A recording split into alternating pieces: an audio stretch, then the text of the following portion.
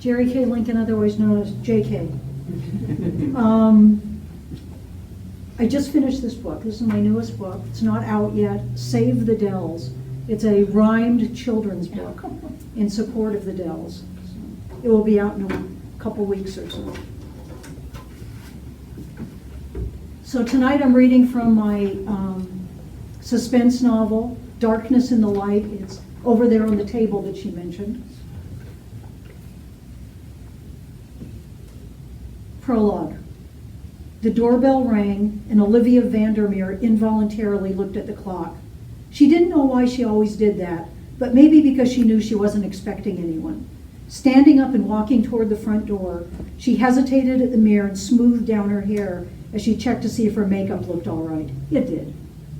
Before Olivia could reach the door, the doorbell was followed by a knock. When she opened it, she found the postman walking away.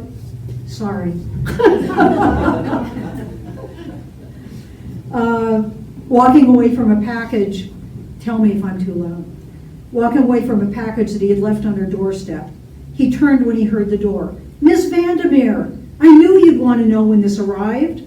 Thank you, she called after him as she smiled and bent to pick up the package. Amazon. Her book had arrived. Olivia couldn't wait to open it and begin reading it again. Chapter 1. Olivia thought she should call Dean and tell him the book arrived, but he wasn't off work for several more hours. Besides, she could barely wait to start reading it, even though she'd already read it a dozen times and had written it. Sinking down into her recliner by the front window, she opened the box and held the book up in front of her, smiling the whole time. There's a Darkness in the Light by Olivia Vandermeer. Then she quickly checked the formatting of the book and began reading.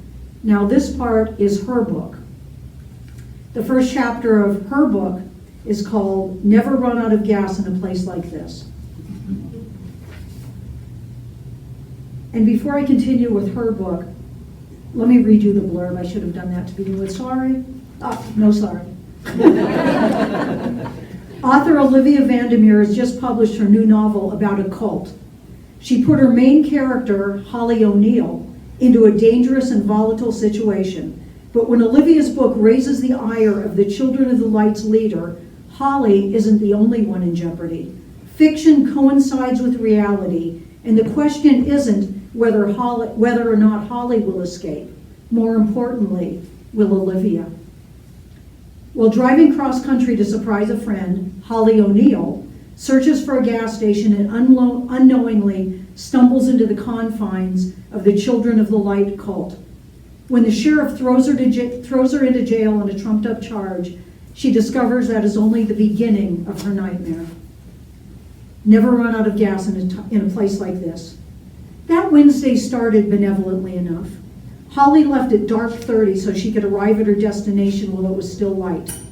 Her old blue Toyota Tercel was fueled, and she had a to-go thermos of her good stout coffee.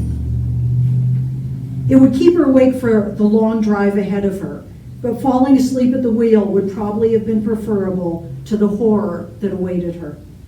She had taken a week and a half vacation time from her job as manager of a travel agency. Although she could have flown for free, she preferred traveling in her car. Some of her friends thought it might make her feel lonely, but it didn't. It made her feel free. And she loved the feeling of that kind of freedom. Combing her long blonde hair as her car raced down the interstate, she glanced quickly in the rearview mirror to make sure her part was straight. It made her remember her early high school days when she would apply her makeup on the way to school, mascara, eyeshadow, and eyeliner that all highlighted her sky blue eyes. It was a miracle she didn't put an eye out or have an accident doing all that while driving, but she couldn't do it at home. Her mother had said that Holly was beautiful without makeup and that the only reason she wore it was because of peer pressure. In her heart, Holly had known that her mother was right. But since everyone else used makeup, she felt that she had to also. After her mother was killed, she stopped wearing makeup altogether. Traffic at a busy interchange brought her back from thoughts of her past. The road stretched out long and flat before her, and she smiled as she thought how wonderful it was going to be to surprise her friend Becky. It was a 12-hour drive to the little town outside Oklahoma City where Becky had just moved, and the poor girl still didn't know anyone in town. Becky was still unpacking, and Holly had wanted to help. So she had taken the time off, and here she was, driving on I-40, listening to the radio, and thinking about Route 66. Although it was no longer intact, that highway had meant a lot to Holly's grandparents because they had driven the whole of it on their honeymoon. Her grandparents had raised her after her parents had died in the car crash, and now her grandparents were gone too. She was alone in the world, but Becky was her best friend, and Holly could hardly wait to surprise her. She had just crossed the Texas border when she realized she needed gas, desperately. But she passed by the tiny ghost town of Boise, which wouldn't have a gas station anyway. A few miles farther, when the needle slipped past empty on her gas gauge, she realized that she couldn't make it all the way to Adrian. Frantically, she began searching the desolate landscape for something that might resemble a town. Holly thought there was farmland in Texas, but there wasn't much of it on this lonely stretch of highway. Finally, she saw the off-ramp for Plenty, Texas. She didn't have a choice. The final 1-gallon indicator had already come on, so she hoped they had plenty of gas. Several miles passed. Well, she held her breath, waiting for the car to sputter to a stop before she saw the town. Luckily, they had a gas station. It would probably be outrageously expensive, but at least she would have gas. She thought she was probably driving on fumes when her car glided in next to a pump. The station was a small place with only 2 pumps and a tiny convenience store. But they had gas and they had restrooms, and right then that was all that mattered. The only other car on the premises was a raggedy sheriff's car parked in front.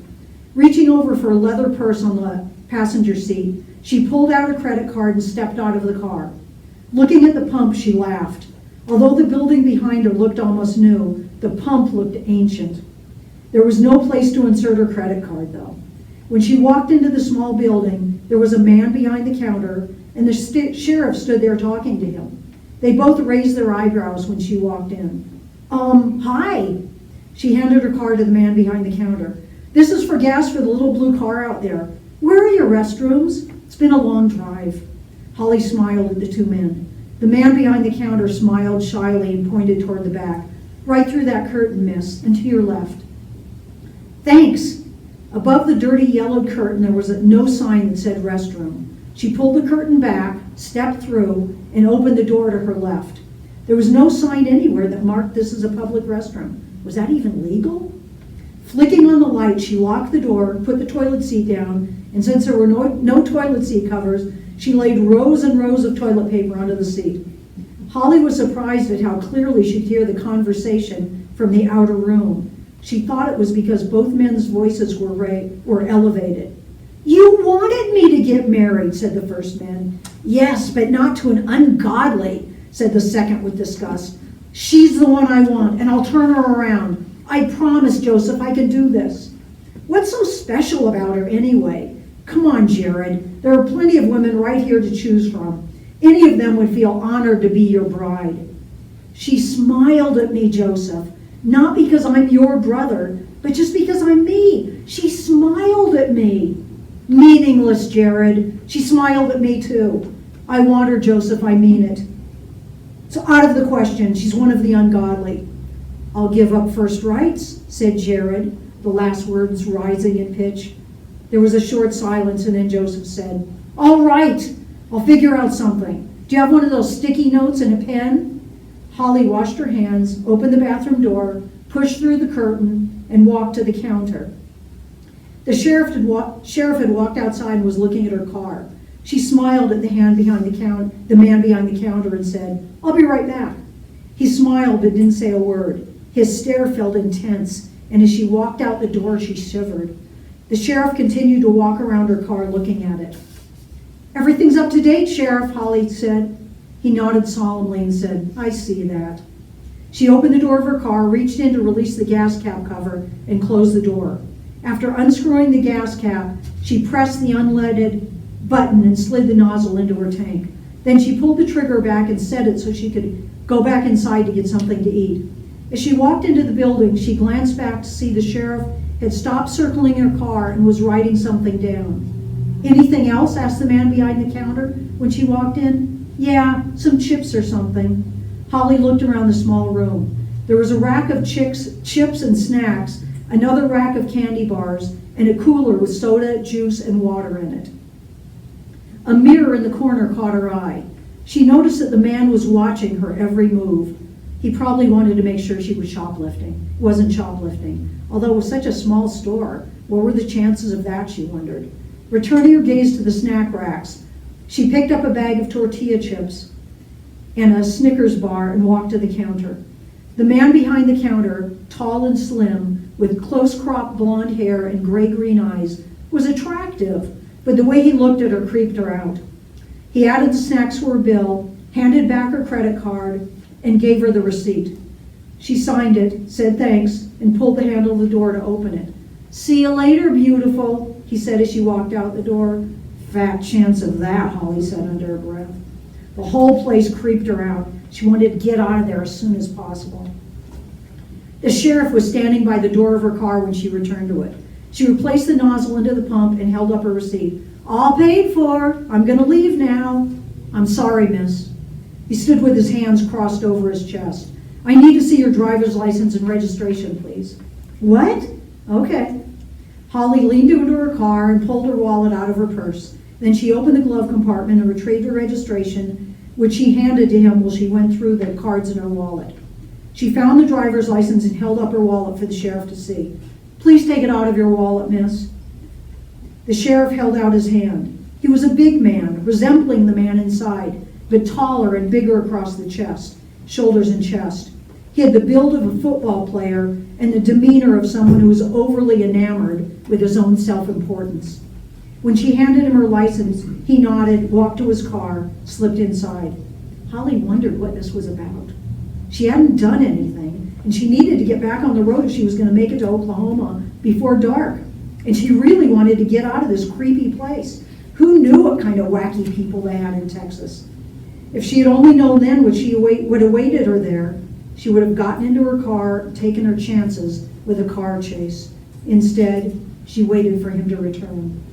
"Everything seems in order with your license and registration." "Good, You interrupted me," he said while gritting his teeth and speaking louder than he needed to. Holly took an involuntary step back. I'm sorry."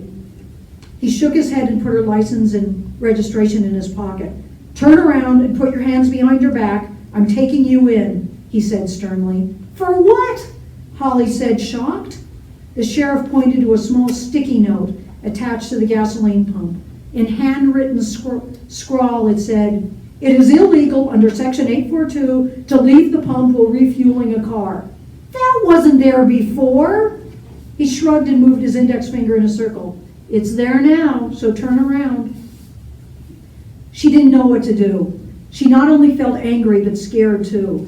The sheriff was scary, and the whole place felt sinister. But what could she do?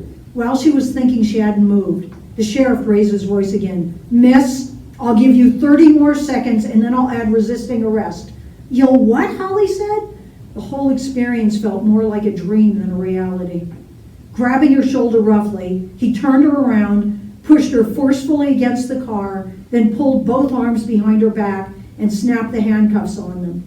"Ouch! You don't have to be so rough." She shook her head. "I can't believe this is happening." "Shut up and get in the car." He pushed her in front of him until they got to the car. Opening the front, he put his hand on top of her head while she got in, and then he slammed the door shut.